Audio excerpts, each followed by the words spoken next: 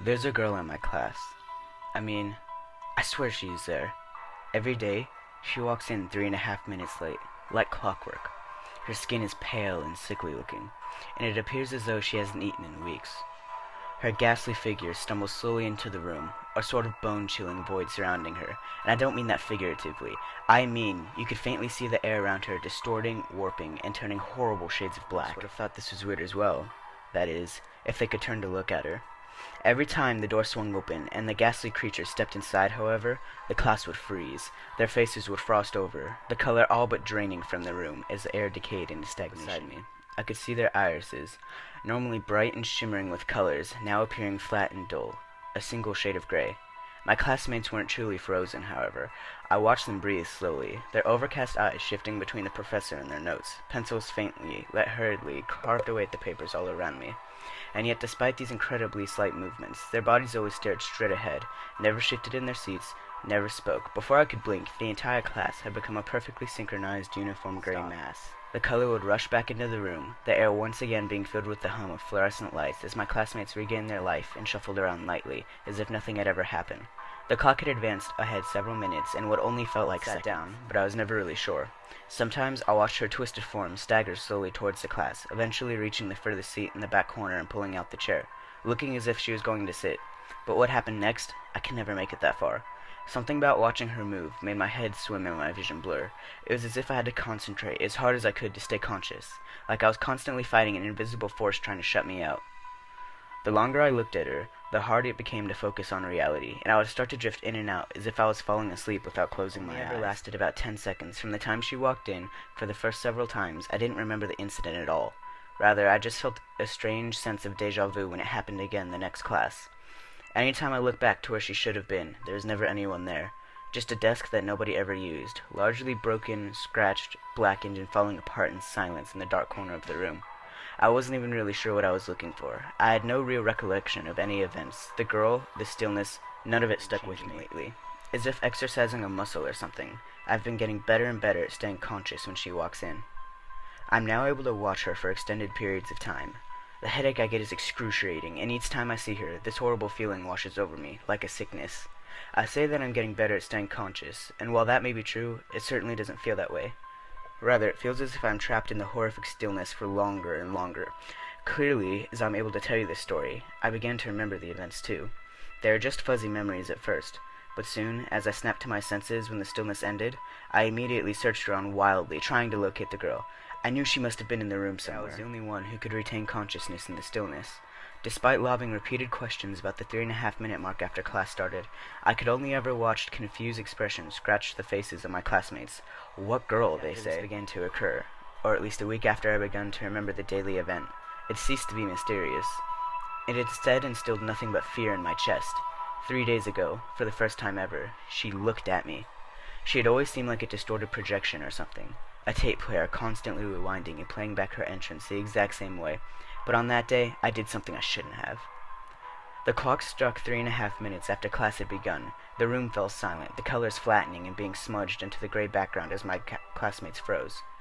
She stepped inside slowly, partly due to the crippling feeling of horror it gave me, but mostly because I didn't want to stick out. Surely if I moved, I would be flat out announcing that I wasn't like everyone else in the room. But on that day, I didn't care. I don't know why. Maybe it was because I was just tired of sitting in silent horror, stealing faint glances. Maybe it was because I needed to know, needed to figure out what was going on. But whatever the case, I gripped the sides of my desk and slowly rose to my feet. Her form stopped flickering and waving in and out of focus like a poorly broadcasted TV signal. Then her head turned as her gaze slowly fell upon me. My heart seized up and I nearly fell to the floor in terror.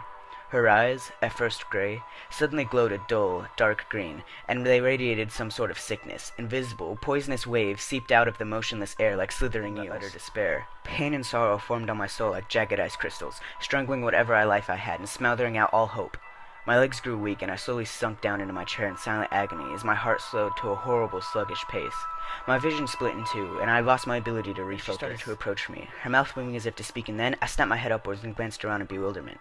The color had returned to the room. The stillness had passed, with me losing several minutes of memory. I must have been taken by the stillness before I could hear her speak.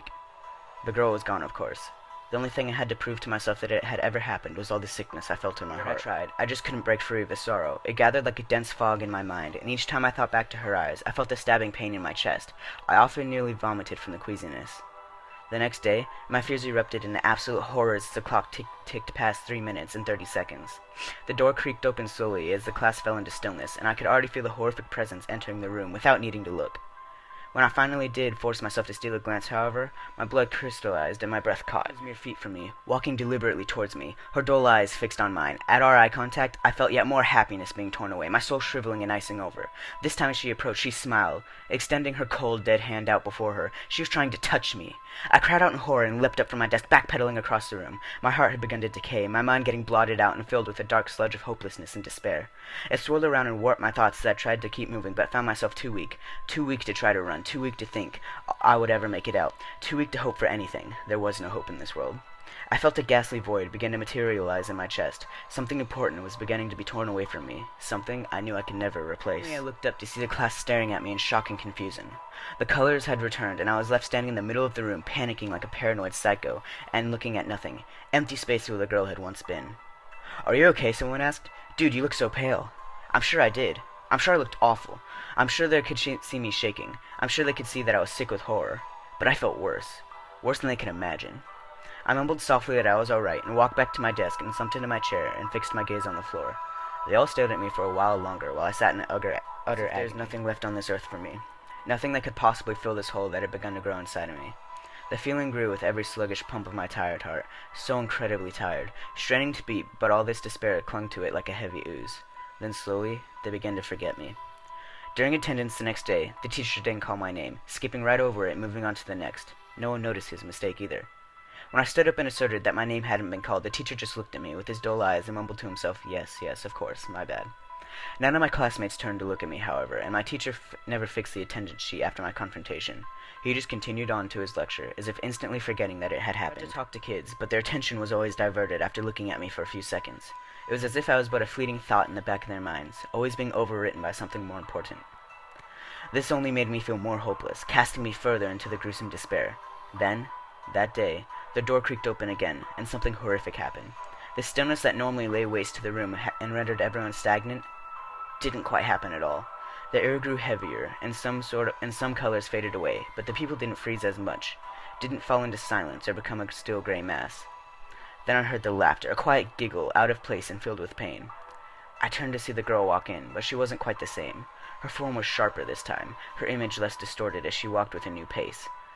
There was some more cheer in her wobbly steps as her sickly giggles filled the room. I looked away, averting my eyes to the ground. But then, one of my classmates slowly shifted his weight and turned his head to look back. He nodded his head slowly in the direction of the girl, acknowledging her presence for the first time. I was aghast and confused. How could he see her now?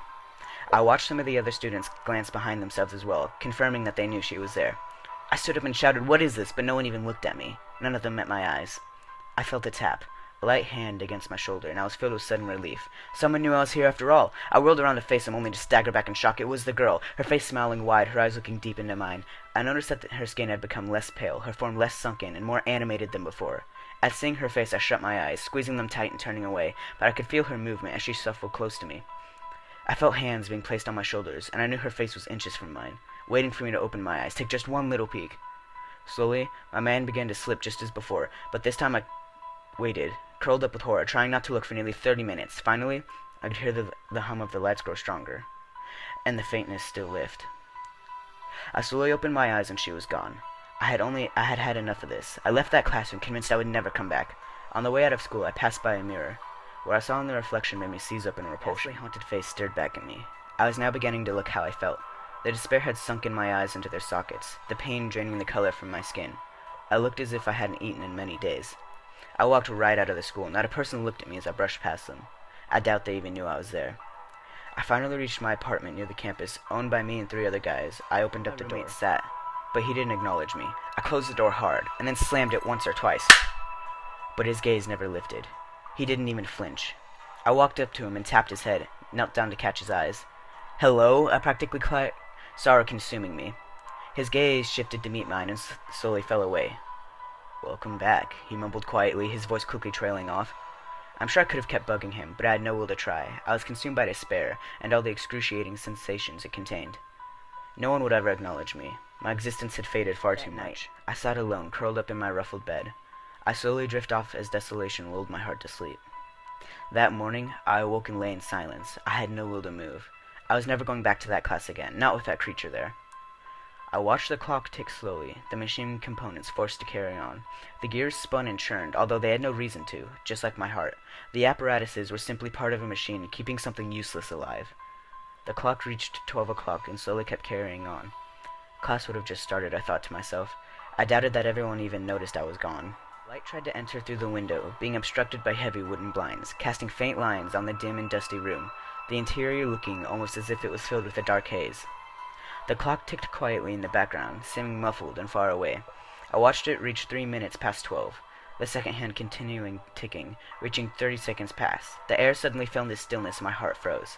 I heard it, the door to my room slowly creaking open. No! No! No! I shrieked, the lengthening shadows of my surroundings. The ghastly creature slowly staggered into my room from down the hall, a horrific smile ripping its face in two. Except she wasn't really ghastly at all. Rather, she was nearly entirely normal. The air no longer distorted around her, her face in some faint color. Her eyes glowed a brighter green than I had ever seen. I screamed, trying to shield my face and shrieking, "No, you can't be here! Get away from me!" But she didn't stop, however. I could hear her slowly shuffling across the floor, eventually reaching the foot of my bed. Running this time. I slowly peeked open my eyes, to see her face inches from mine, with a demented cheerfulness distorting her features. I tried to close my eyes, but her hands suddenly rushed forward, nearly jabbing out my eyes as she scratched and clawed my eyelids open. I tried to fight her, tried to grab her arms, but I was too hopeless, too weak to move much of anything, as her eyes stared into mine. I felt my body go limp, and I couldn't even twitch a finger. This was it for me. Last shred of humanity being torn away from my heart. The air rippled with dark, hideous smudges as she cackled with glee. I felt hot blood running down my face, and I could feel the hole inside my chest consuming me. As I watched, her face regained all life, her ghostly distortions all but fading away. Suddenly, her glowing eyes dimmed, ceasing to radiate light, and becoming utterly plain. The horrific smile faded, and she stopped looking at me. Rather looking through me now, her face went placid. She slowly stepped away from me, and wandered around the room as if looking for something, forgetting I was even there. My heart had stopped. I felt it beating in my chest. I couldn't speak, but quickly realized that this was because I wasn't breathing. Speaking required me to consciously breathe in and exhale air. This was something that was no longer a reflex. I could breathe if I wanted to, but I didn't need to. For the first time in a long time, however, I did feel something. Something related to pain and sorrow, yet refreshingly different and powerful in a different sense. I felt entirely consumed by hatred. It mixed into the gruesome vat of sadness and despair, already inhibiting my soul, all of the dark emotions swirling around inside me. My body was too small to physically contain all of them, and they erupted outside of me in hideous tendrils of blackness, distorting and warping the air around me. I bed in agony and slammed to the floor, lying and staring at the ceiling for hours after that. The stillness never faded either. Rather, it grew stronger and stronger the longer I lay. A small area around me was consumed by stagnant air and gray-scale smudges. I was now the one creating it. Although it confined to a small bubble around my broken form, the girl never looked at me again. She didn't recognize me anymore. She didn't even see me anymore. She was human now. A trait she'd stolen from me. She'd taken my life. One of my roommates walked in at some point, said hello to her as if she lived in the house the whole time. They recalled and laughed about some memories together. Memories that should have been about him and I, not him and her. The picture on the nightstand of my 4 friends and I was now horribly smudged and gray. Even as I watched from the floor, however, it slowly refocused into the image. Her figure standing there, where mine should have been. I lay in that room, watching despair as my life was lived out by someone else. Nothing I did made anyone see me anymore. Not even remarks came my way anymore, no matter how loud I screamed. Days passed like this, until the rage and despair inside me finally exploded, and my mind reached a breaking point. One day, the house was deserted. All my friends off at class. I slowly stood, my body sickly and crooked. I looked at my hands to see them flicker in front of me like a poor signal, as the surrounding air burned black with hatred and sorrow. I stumbled out of the room with a new horrific determination. The stillness around me grew, the more I felt accepted by hatred. By the time I exited the house, I was filling up entire rooms around me. I reached a college auditorium just slightly after class started. Using all of my feeble strength, I was finally able to force the door open after several minutes. As I stepped inside slowly, the entire room was consumed by the hateful stillness around me. The people froze and turned away instantly, something I had now realized had been a subconscious defense tactic, one that I hadn't been able to employ. I was the weak link in the class. The whole time I had been fighting to stay awake. I had really been fighting what my body was naturally trying to do, trying to save me from what I had only now become. I staggered into the class, going to the furthest back desk to sit down when I noticed. One of the kids wasn't like the others. His body wasn't quite as gray, not quite as lifeless. His gaze shifted nervously around the room. I probably wouldn't have even have noticed his slight variations if I hadn't been looking for him. A horrific smile broke across my face. The kid didn't last long. He quickly faded into the stillness like everyone else as his mind went blank. I hadn't been able to make eye contact with him. His gaze was too unfocused, but this was okay. I would just have to try again tomorrow.